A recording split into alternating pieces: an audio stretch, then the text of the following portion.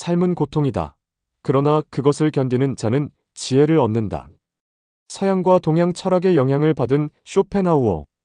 쇼펜하우어는 칸트, 플라톤, 아리스토텔레스와 같은 서양 철학자들의 사상뿐만 아니라 동양 철학에서도 큰 영향을 받은 독특한 철학자입니다. 그는 서양과 동양의 철학적 전통을 통합하고 자신만의 철학을 구축함으로써 다양한 분야에 걸쳐 깊이 있는 사상을 남겼습니다. 쇼펜하우어는 자신의 철학을 통해 철학자, 과학자, 심리학자, 문학가, 법조인, 음악가, 정치인 등 여러 분야의 거장들에게 영향을 미쳤습니다. 그의 사상은 심리학, 문학, 정치 등 여러 분야에서 여전히 중요하게 다뤄지며 현대의 많은 철학자들과 학자들에게도 계속해서 영감을 주고 있습니다. 특히 프리드리히 니체는 쇼펜하우어의 저서 한 권을 읽고 철학자의 길을 걷기로 결심할 정도로 그에게 깊은 영향을 받았습니다. 니체는 쇼펜하우어의 철학을 통해 자신의 사상을 형성했으며 운명에 대한 사랑이라는 니체의 중요한 개념도 쇼펜하우어의 영향을 받은 것입니다. 쇼펜하우어는 니체에게 정신적 스승이었으며 니체는 그를 인생을 바꾸어 놓은 철학자로 여겼습니다. 쇼펜하우어는 니체뿐만 아니라 철학사에서 많은 인물들에게 깊은 흔적을 남겼으며 그의 사상은 현대 철학의 기틀을 다지는 데 크게 기여했습니다. 쇼펜하우어는 단지 서양 철학에만 국한되지 않고 동양 철학에도 큰 관심을 보였습니다. 그는 특히 불교와 도교에서 인생의 고통과 무상함, 그리고 무욕의 철학을 받아들였고 이를 자신의 철학적 체계에 통합했습니다. 쇼펜하우어의 철학적 주제 중 하나인 삶의 고통에 대한 그의 고찰은 동양 철학에서의 고와 연결되며 삶이 본질적으로 고통스럽다는 생각을 바탕으로 합니다. 그는 인간의 삶이 필연적으로 고통을 동반하며 그 고통을 받아들이고 어떻게 대처하느냐에 따라 인생의 방향이 달라진다고 보았습니다. 그는 삶은 고통이다라는 유명한 말을 남겼는데 이는 인생의 본질적인 고통을 인정하고 이를 통해 삶의 의미를 탐구하려는 그의 철학적 입장을 잘 보여줍니다. 쇼펜하우어는 이 고통을 피하려는 것이 아니라 그것을 마주하고 그 안에서 지혜를 찾아내는 것을 강조했습니다. 그는 고통을 단순히 부정적인 것으로 보지 않았으며 오히려 고통을 통해 인간은 더 큰 깨달음을 얻고 성숙해진다고 믿었습니다. 이 사상은 동양 철학의 무욕과도 연결되며 욕망을 줄이고 내면의 평화를 추구하는 삶의 자세를 지향합니다. 현대 사회에서도 쇼펜하우어의 철학은 여전히 유효합니다. 쇼펜하우어는 특히 마음의 위기를 겪고 있는 사람들에게 큰 위로와 지혜를 제공합니다. 그는 인간이 고통 속에서 살아가는 존재라는 사실을 인정하고 그 고통을 이겨낼 수 있는 방법을 제시했습니다. 쇼펜하우어의 철학적 사유는 현대인이 느끼는 외로움, 상실감, 불안과 같은 문제들을 해결하는 데 중요한 통찰을 제공할 수 있습니다. 그는 우리가 고통을 피하려고만 할 것이 아니라 그 고통 속에서 성장하고 인생의 참된 의미를 발견해야 한다고 강조했습니다. 이처럼 쇼펜하우어는 서양 철학과 동양 철학을 통합한 철학자로서 다양한 분야에 걸쳐 많은 이론적 토대를 제공했습니다. 그는 철학적 깊이를 바탕으로 심리학, 문학, 정치 등 다양한 분야에서 거대한 영향을 미쳤으며 그가 남긴 사유는 오늘날에도 여전히 많은 이들에게 통찰을 줍니다. 그의 철학은 단지 학문적인 것에 그치지 않고 우리의 삶에 직접적으로 영향을 미치는 실천적 지혜를 담고 있습니다.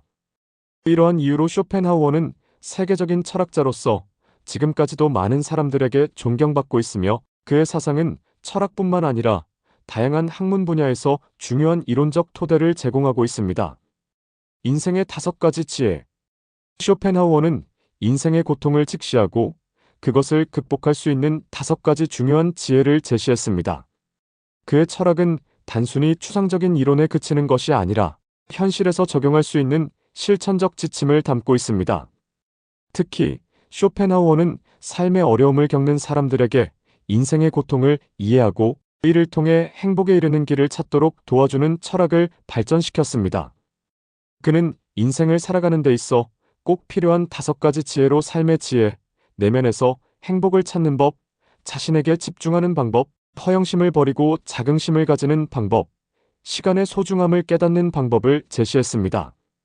첫째, 삶의 지혜입니다. 쇼펜하우어는 인간이 고통스러운 인생을 살아가면서 필요한 것은 고통을 극복할 수 있는 삶의 지혜라고 말했습니다.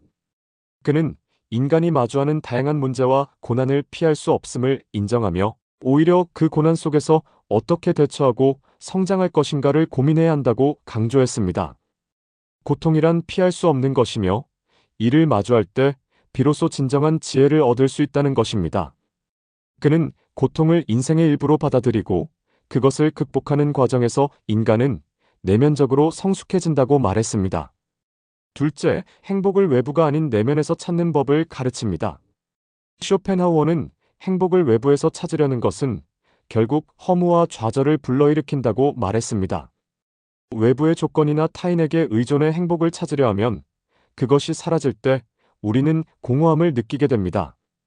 따라서 그는 행복의 원천을 외부가 아닌 자신의 내면에서 찾으라고 조언합니다. 자신의 내면을 돌아보고 자기 안에서 평화와 만족을 찾는 것이 진정한 행복에 이르는 길이라고 보았습니다. 이는 동양 철학에서 말하는 무욕과 자족의 철학과도 닮아 있습니다. 쇼펜하우어는 인간이 외부의 물질적인 것, 사회적 성공 등에 의존하는 것이 아닌 스스로의 내면에서 행복을 찾는 법을 배워야 한다고 강조했습니다. 셋째, 자신에게 집중하는 법입니다.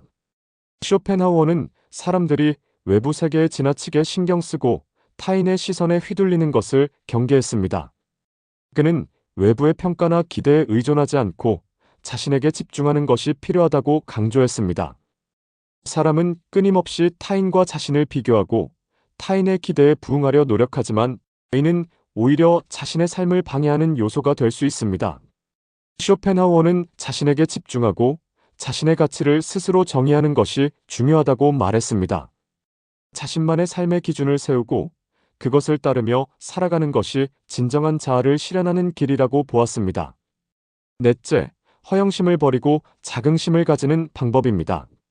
쇼펜하우어는 허영심을 인생의 큰 장애물로 여겼습니다. 허영심은 타인의 시선과 평가에 의존하며 자신을 과대평가하거나 자랑하려는 욕구로 가득 찬 상태를 말합니다. 이러한 허영심은 우리를 진정한 행복에서 멀어지게 하고 불안과 스트레스를 일으킵니다. 쇼펜하우어는 허영심을 버리고 진정한 자긍심을 가지는 것이 필요하다고 말했습니다. 자긍심은 타인의 시선에 좌우되지 않으며 스스로 자신의 가치를 인정하고 존중하는 태도에서 나옵니다. 자긍심을 가질 때 우리는 타인의 평가에 연연하지 않고 더욱 자유롭고 행복한 삶을 살아갈 수 있습니다. 다섯째, 시간의 소중함을 깨닫고 현명하게 사는 법입니다. 쇼펜하우어는 시간이야말로 인간에게 주어진 가장 귀중한 자산이라고 말했습니다. 그는 시간이 결코 되돌릴 수 없다는 사실을 깊이 인식하며 시간의 가치를 깨닫는 것이 현명한 삶을 사는 첫걸음이라고 강조했습니다. 두 번 다시 오지 않는 시간이라는 말은 쇼펜하우어가 인생에서 시간을 어떻게 활용해야 하는지에 대한 깊은 통찰을 보여줍니다. 사람들은 흔히 시간을 낭비하거나 당연하게 여기지만 그는 시간을 소중히 여기며 매 순간을 의미 있게 보내야 한다고 주장했습니다. 이 5가지 지혜는 쇼펜하우어가 인생을 통찰하고 고통 속에서도 행복을 추구하는 방법을 제시한 철학적 가르침입니다.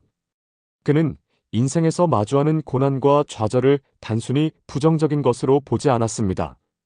오히려 그것을 통해 우리는 더 나은 사람이 될 수 있다고 보았으며 고통 속에서도 의미를 찾고 행복을 추구할 수 있는 방법을 제시했습니다. 쇼펜하우어의 철학은 단지 추상적인 사유에 머무르지 않고 현실에서 우리의 삶을 변화시키는 실천적 지침으로 이어집니다. 고독의 중요성. 쇼펜하우어는 인간이 고독을 피하지 말고 오히려 고독 속에서 자신을 발견하고 성장할 수 있는 기회를 찾아야 한다고 강조했습니다. 그는 고독이 인간 본연의 상태라고 보았으며 고독 속에서만이 진정한 자아를 찾을 수 있다고 주장했습니다. 우리가 타인과 어울리며 사교적인 관계를 유지하는 이유는 종종 고독을 두려워하기 때문입니다. 그러나 쇼펜하우어는 이러한 사교성이 고독을 견디지 못하는 나약한 인간의 본성에서 기인한 것이라고 말하며 고독을 피하기 위해 남들과 어울리려는 태도를 경계했습니다. 쇼펜하우어는 사람의 지적 능력이 고독에 대한 태도를 결정짓는 중요한 요소라고 보았습니다.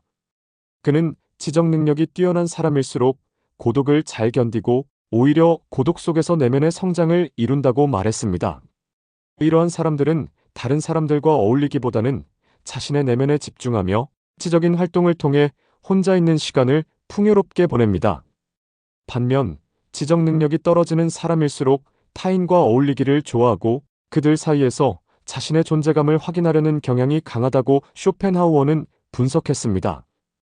이는 곧 고독이 위대한 사람들의 특성이라는 그의 철학적 사유와 연결됩니다.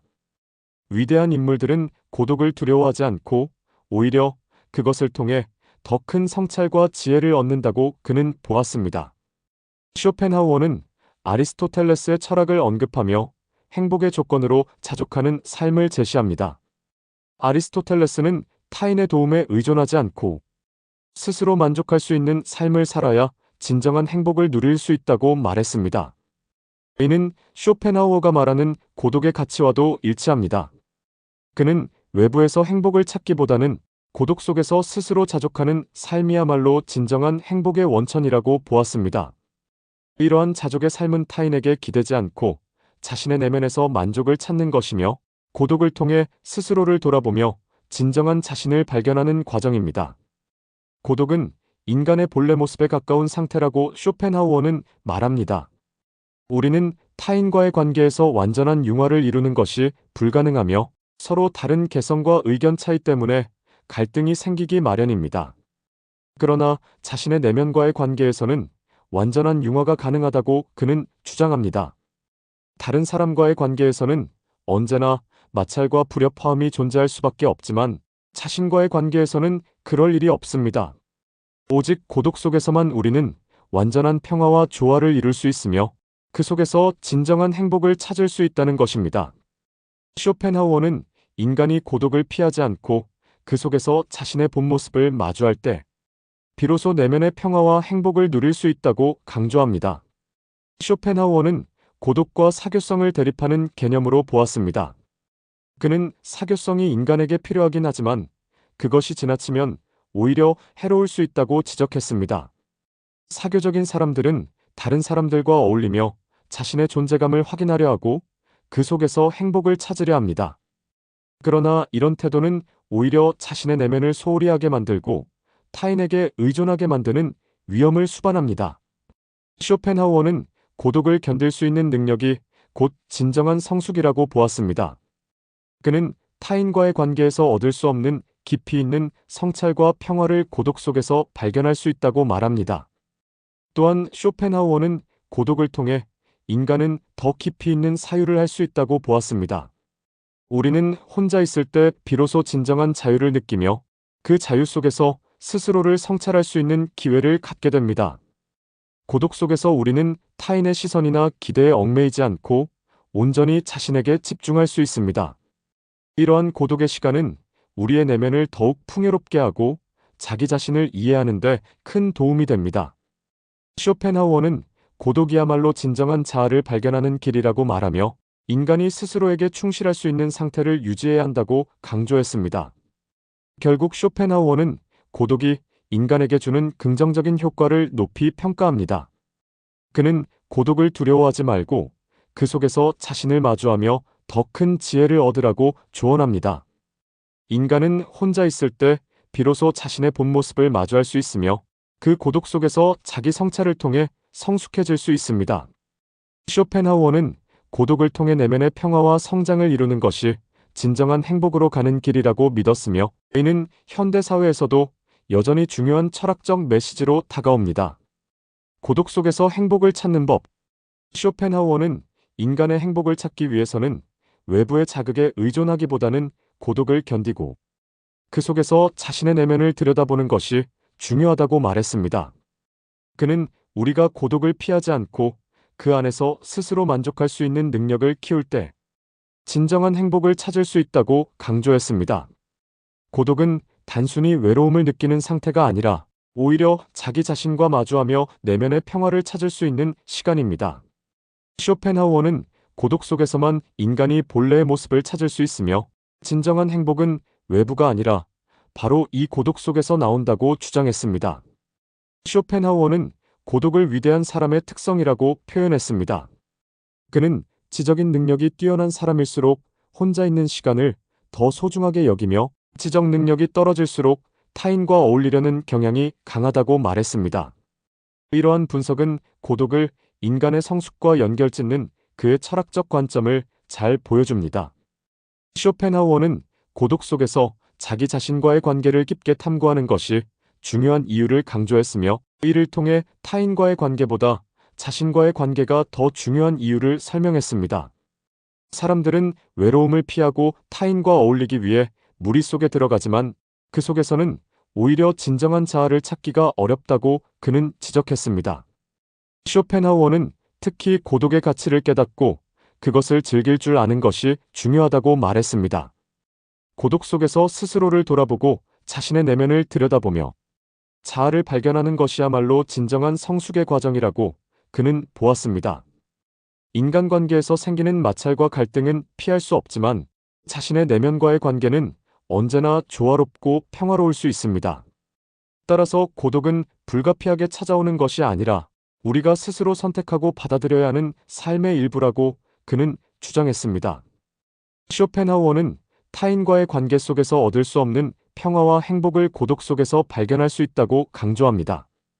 또한 쇼펜하우어는 고독을 피하는 사람들의 심리를 분석했습니다. 사람들은 고독을 두려워해 타인과 어울리며 사교적인 활동에 참여하려고 합니다. 그러나 쇼펜하우어는 이러한 사교성이 진정한 행복을 가져다 주지 못한다고 경고했습니다. 그는 인간이 다른 사람과 어울리는 이유는 내면의 공허함을 채우기 위해서라고 말하며, 고독을 견디지 못하는 사람들은 결국 타인에게 기대어 자신의 결핍을 채우려 한다고 지적했습니다. 이러한 사람들은 자기 자신과 대면하는 시간을 피하고 외부로부터의 자극을 통해 잠시 공허함을 잊으려 하지만 그것은 일시적인 해결책에 불과합니다. 고독 속에서 행복을 찾는 법에 대한 쇼펜하우어의 가르침은 결국 타인과의 관계를 줄이고 자기 자신에게 집중하는 능력을 기르는 데 있다고 말할 수 있습니다. 그는 타인과의 관계를 통해 얻는 즐거움은 일시적이고 피상적인 것에 불과하다고 보았으며, 진정한 행복은 고독 속에서 자기 자신을 온전히 받아들이고 내면의 만족을 추구할 때 찾아온다고 말했습니다. 따라서 우리는 고독을 부정적인 것으로 보지 말고 오히려 그것을 자기 성찰의 기회로 삼아야 한다고 그는 강조했습니다.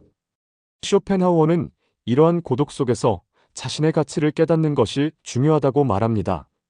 사람들은 외부의 평가나 타인의 시선에 지나치게 의존하며 살아가지만 쇼펜하우어는 이러한 태도가 오히려 우리를 불행하게 만든다고 경고했습니다.